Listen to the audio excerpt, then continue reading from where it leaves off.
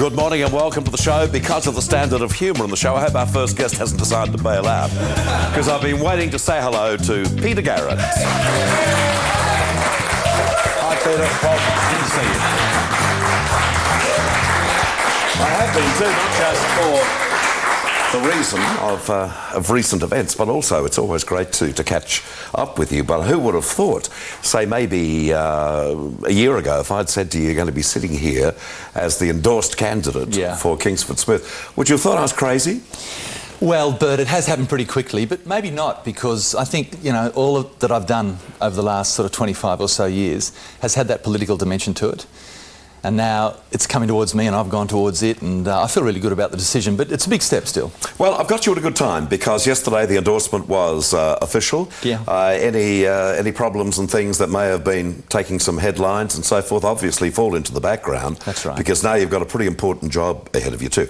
We all know it's a safe Labor seat, but the deal is that it's more than that, because you're so high profile. The sort of attention that you've received in the last couple of weeks is usually maintained to that space for prime ministers and leaders of the opposition and so forth. So you're carrying a pretty big weight. Yeah, Bert, well look, thank you. Yes and no, Bert. I think that, you know, I really do want to do the job in a practical and a constructive way.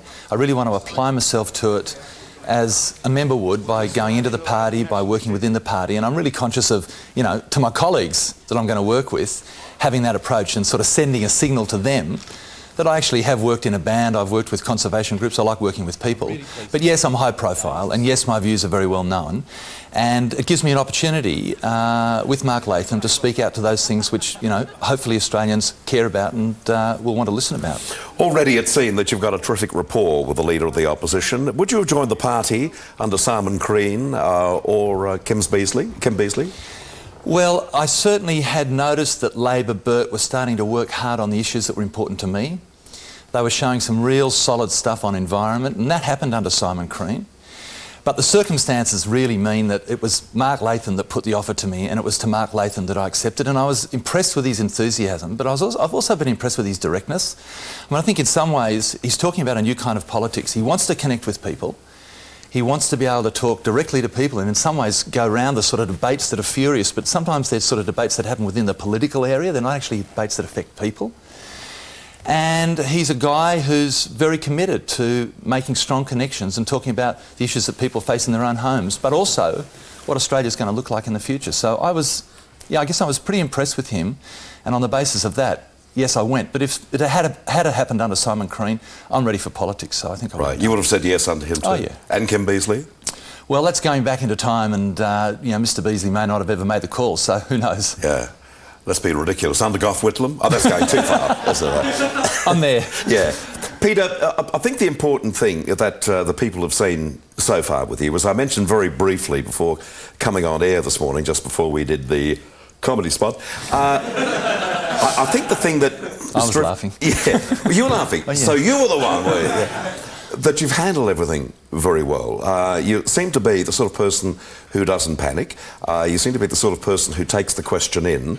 You're your own person too, all of those things. So that's going to be pretty good baggage to take with you into politics, isn't it? Look, I hope so, Bert. I mean, it's a bit of a challenge because you've got to be straight with people, and I think people have grown up with me knowing that I do care a lot about things, you know, that I've got opinions, and sometimes I've got strong opinions. But they're opinions that I have on the basis of what I've seen in the country when I've been touring and when I've thought about issues. Now I'm in a political party, and I'm convinced that that party can make a difference to Australia. That's why I've joined it. That's why I want to be a member.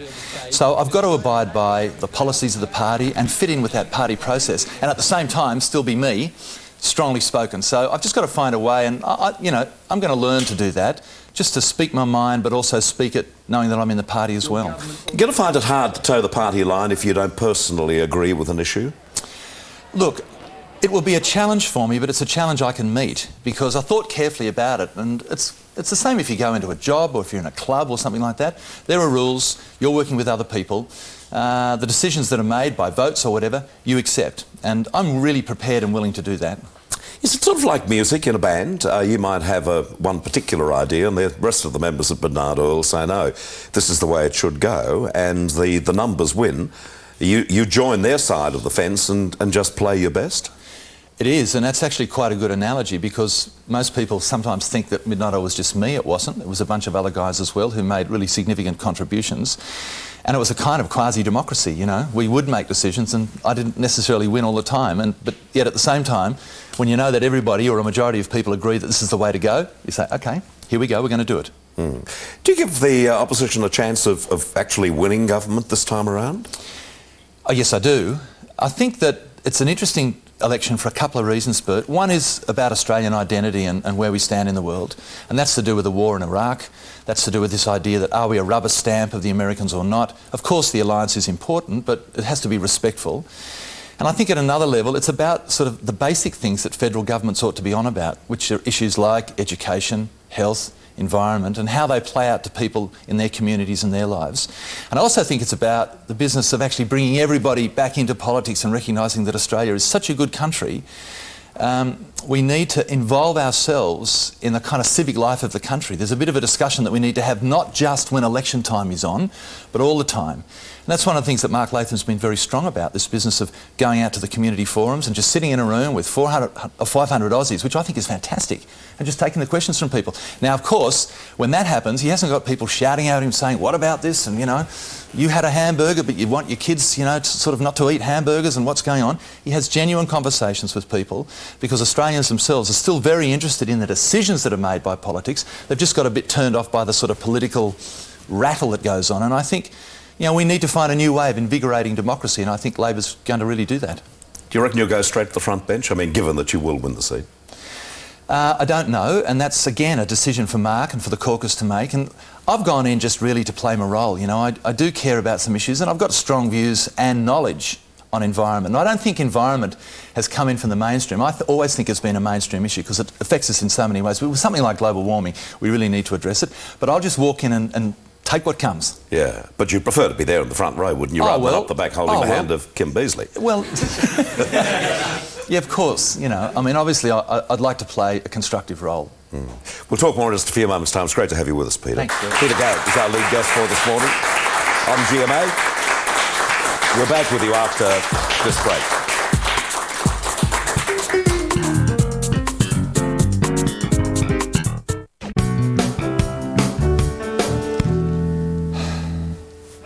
Cameras everywhere.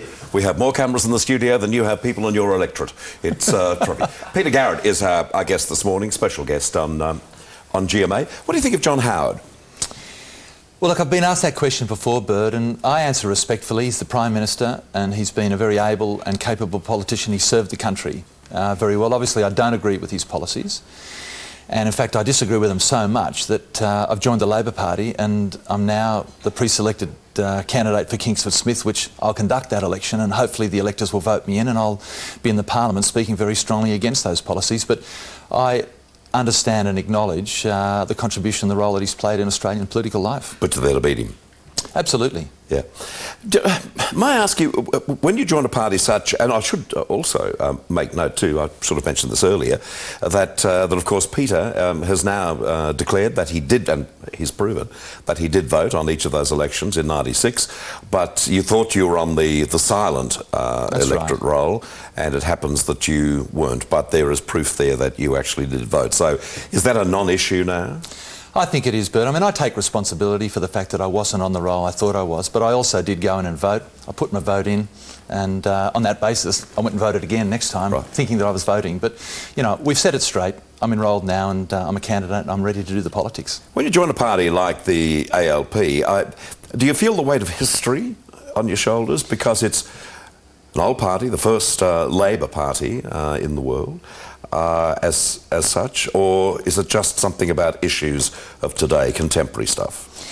No, I think Labor's got a great tradition of being a reform party. I mean, it's the one that has stood up for working people in its early period. It's the one that was particularly keen to make sure that we got a good health system in place with Medicare, and Whitlam sort of sewered the suburbs. You know, there are a number of things which I think... Not personally, I should add, yeah. Don't quote me quite like that. Yes. But, you know, I think it's been a reform party, and on that basis, I've got a reform nature, so I've always been attracted to what they're doing. At the same time, I think the political parties have got to renew themselves. That's really an important thing for us to have in the process. Look, I was in Timor a month ago seeing how they were trying to rebuild their country. And they look at a place like Australia and go, how fantastic is this? You know, you've got parliaments, you've got hospitals, you've got roads, you know, you've got a system where if you stand up and say something, you don't get put in jail, you haven't been through processes of war. And sometimes you've got to go away from Moz to come back to realise, despite the difficulties and the challenges that we do have, what a totally brilliant place it is. And I think political parties have played a role in that on all sides of politics, I need to say that. But I think the role's been most constructively played by Labor, without any doubt, and for that reason I was really wanting to get involved with them, be a member and be a proud member. What about your music? Yeah, well, I'll miss the music. And the hardest thing for me in all of this decision was you know, music and family.